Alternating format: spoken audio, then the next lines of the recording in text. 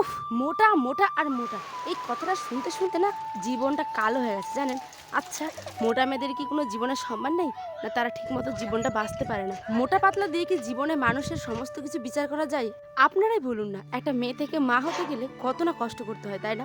সেটা হোক না শারীরিক কিংবা মানসিক।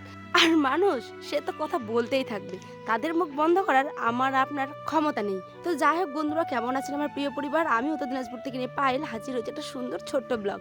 আশা করছি আমার প্রিয় পরিবারের সকল মানুষেরা সুস্থ আছেন। যারা যারা আমার ব্লগ দেখছেন কিংবা দেখতেন, সকলকে জানাই আমার অনেক অনেক অনেক ভালোবাসা।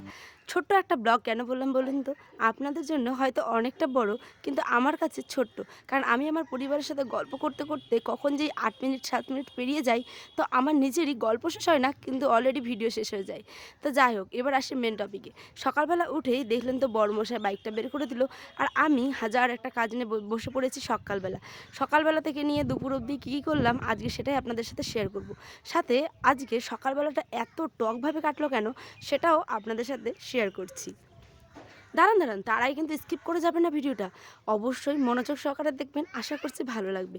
আর ভালো লাগলে একটা ছোট্ট কমেন্ট করে যেন। আমাদের গ্রামের বাড়িতে দেখবেন বিশেষ করে আর কি, এই গ্রাম এলাকাতে এই বস্তাগুলো মানে চালের যে বস্তাগুলো হয়, এগুলোকে বিশেষ ভালোভাবে ধুয়ে টুয়ে নিয়ে কিন্তু ঘরে পাপোশ বানানো হয়। তো আমরাও যেহেতু গ্রামে থাকি, তার ব্যতিক্রম আমরাও নাই। সেই কারণে আমিও বেশ ভালো করে বস্তাটাকে ধুয়ে দিলাম, পাপোশ মানে বানাবো সেই কারণে। যখন ঘর বাড়ি হবে তখনও কিন্তু এইগুলোই পাপোশ আমাদের থেকে যায়। আর দেখবেন দামি দামি মানে পাপোশের থেকে এই পাপোশগুলোতে ধুলাটা অনেক ভালোভাবে টেনে নেয় কিন্তু, হ্যাঁ। তো চলুন, এখানে আমার বড়মশাইকে বললাম যে বড়মশাই একটু বাইকটা বের করে দিন, কারণ রান্নাবাড়ি করতে প্রচুর অসুবিধা হয়। একটা ঘর একটা বারান্দা, তো তাই খুব জায়গাটা আমাদের শর্ট। তো দেখুন, সকালবেলা উঠে কেন বললাম বলুন তো যে সকালবেলায় টক টক সকালবেলাটা গেল। সকালবেলা উঠে আমি আমার হাজব্যান্ড মিলে সিদ্ধান্ত নিয়েছি, এই 2 দিন হলো, 2 থেকে 3 দিন যে ওও ভুঁড়ি হয়ে যাচ্ছে, ওরও দেখতেই পাচ্ছেন মোটা হয়ে গেছে অনেকটা। বিয়ের আগে ঠিক অনেকটা পাতলা যেমন ছিল, বিয়ের পর ঠিক ততটাই মোটা হয়ে গেছে।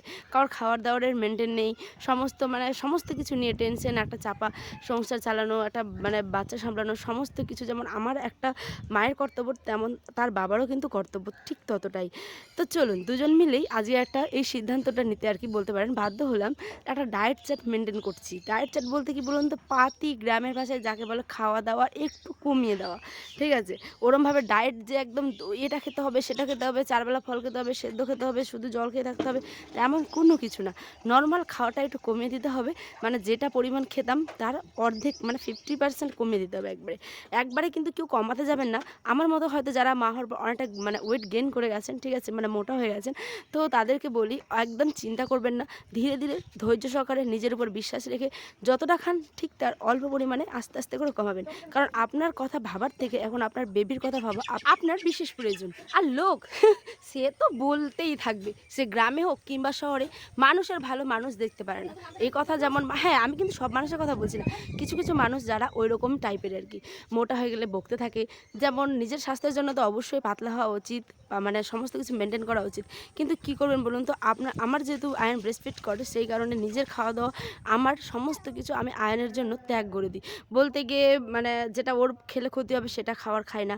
মা হওয়া কথাটা যতটা সহজ, ঠিক ততটাই কিন্তু কঠিন আর অনেক কষ্টেরও, ঠিক আছে? তার মধ্যে তো বিশ্বের সেরা সুখটা লুকিয়ে থাকে। তো চলুন, এবার আসি আমার মেন কথায়। ওই যে বললাম সিদ্ধান্ত নিতে, বলতে কি বলুন তো, ডায়েটটা যে বললাম না মেনটেন করব, বলতে আমি আর মানে সকালবেলায় আর কি আমি আর আমার বর মিলে খেয়েছি হচ্ছে গরম জল আর লেবু। বেশ কিছুদিন ধরে খাচ্ছি, দেখছি অনেক অনেক অনেক ভালো ফিল করতে পারছি, ঠিক আছে? আগে টক খেতাম না, যেহেতু সিজার মানে সি সেকশন বেবি যারা আর কি হয়েছে, টক খেলে না পেটের তলটা মানে চিনচিন চিনচিন করতো। তো লাফাচ্ছিলাম, বলতে এক্সারসাইজ করছিলাম বেশ কয়েকদিন হলো। আমার ভিডিওগুলো আপনারা দেখতে পাবেন, যারা যারা আমার পরিবারের নতুন তারা হয়তো দেখেননি, কিন্তু আমার চ্যানেলে গেলে অবশ্যই দেখতে পাবেন। আগে এক্সারসাইজ করতাম, ঠিক আছে, কিন্তু কি পেটটা প্রচুর পরিমাণে ব্যথা করতো, সেই কারণে এক্সারসাইজ করতে পারি না। আমার ভয় লাগতো, যেহেতু সেলাইটা আমার সদ্য 2 বছর হতে যাচ্ছে আইনশোনা হওয়ার, তবুও পেটে না একটা অন্য রকমের ফিলিং হয়, ঠিক আছে, মানে এক্সারসাইজ করলে বা আর কোনো কিছু। সেই কারণে খাওয়ার মাধ্যমেই এটাকে কমানোর চেষ্টা করছি। মানে একটু ওই যে আমরা বর্ব মিলে এখন বসে পড়েছি হচ্ছে গিয়ে লেবু জল খেতে। আর বাবার ভুঁড়িটা দেখেছেন কি কুমড়ো পটাশ হয়ে যাচ্ছে, তাই না বলুন? কিন্তু লোক তো হাজার কথা বলবে। আর এবার লোকের কথা বাদ দিন, জাস্ট গুলি মেরে উড়িয়ে দিন। এই যে আমি ব্লগ করছি, লোকের কি কম হয় নাকি? হাজার একটা কথা, বাইরে ব্লগ করো, মাঠে গিয়ে ব্লগ করো, এটা করো সেটা করো। ইনফ্যাক্ট মানে আমার বিশেষ কিছু কাছের মানুষও বলে, আমি নাম বলছি না, আমার কিছু কাছের মানুষ যেমন আমাকে অনেকটা সাপোর্টও করে, আবার কিছু কাছের মানুষ অট্টহাসি হাসে, বুঝতে পারলেন? মানে ব্লগ গরিব বলে। কিন্তু সমস্ত কিছু আপনি যদি ব্লগিং বিশেষ করে থাকেন, তাহলে আপনি মোটা হন কিংবা পাতলা, আপনার সে সমস্ত কিছু ভাবলে হবে না। আপনার কাজটাকে আপনার বেস্ট করে তুলতে হবে, বুঝেছেন? সমস্ত কিছু দিয়ে আপনার কাজটাকে সেরা করতে হবে। আর যারা আজকে অট্টহাসি আসছে, তারাই 10 দিন পর, 10 বছর পর, 5 বছর পর তারাই আবার আপনার দিকে দেখে বলবে, দেখ দেখ ওই তো ব্লগ করছিল, দেখছিস? একদিন ঠিক সাফল্য পাবেন, জানেন? কষ্ট করে কাজ করলে না একদিন ঠিক সাফল্য মিলে যায়।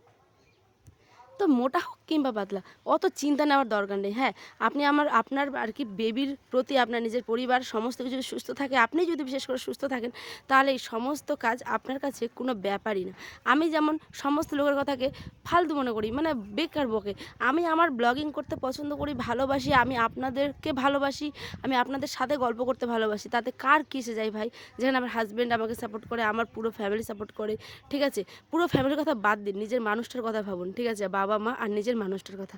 তো এই হচ্ছে আমার পরিবার। আর আমার পরিবারে তো আপনারা অনেক দিন ধরেই জুড়ে আছেন, আপনারা তো জানেনই। আমি এই নিয়ে অনেক ব্লগও করেছি অবশ্যই।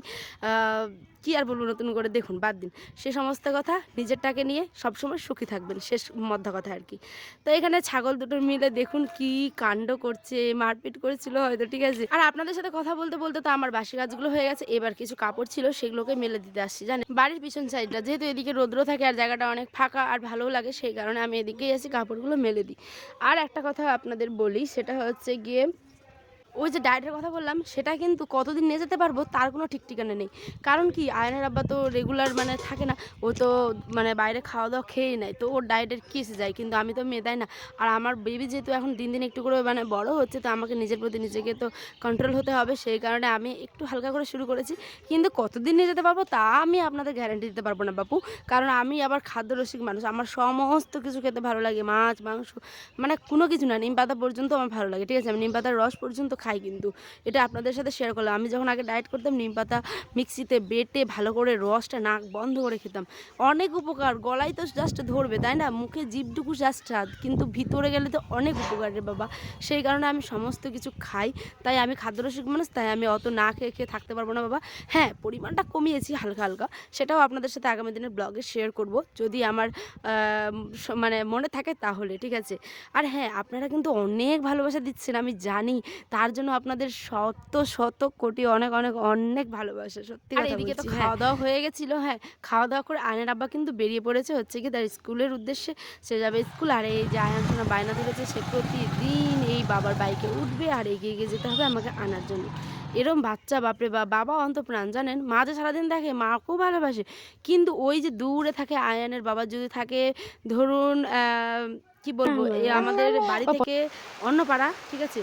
তখনই ঢুকবে, তখনই আয়ান কেমন জানি একটা বুঝে নেয় যে বাবা আসছে, বাবা বাবা বাবা বাবা করে নাচতে, এটা জানি না, ঈশ্বরের দান বলতে পারেন না কি, ওই ফিল করতে পারে যে ওর আব্বা আসছে। যেই গেটে একটা হর্ন জাস্ট দিবে, সঙ্গে সঙ্গে লাফিয়ে বেরিয়ে যাবে। তো দেখুন, এই যে বৃষ্টি পড়ছিল দুপুরবেলা, হুট করে বৃষ্টি চলেছে, যে সমস্ত কাপড় গেছে ভিজে, আর কিছু কাপড় শুকনো ছিল সেগুলোকেই তুলে নিয়েছি, ওগুলো তোলার সময়ই পাইনি, তাই ওগুলো ওরমই ভিজে গেছে। তো আজ আসি, ব্লগটা অলরেডি অনেক বড় হয়ে গেছে, দেখাবো অন্য একটি ব্লগে ঠিক 5টার সময়। দেখতে ভুলবেন না কিন্তু স্টাইল লাইফস্টাইল।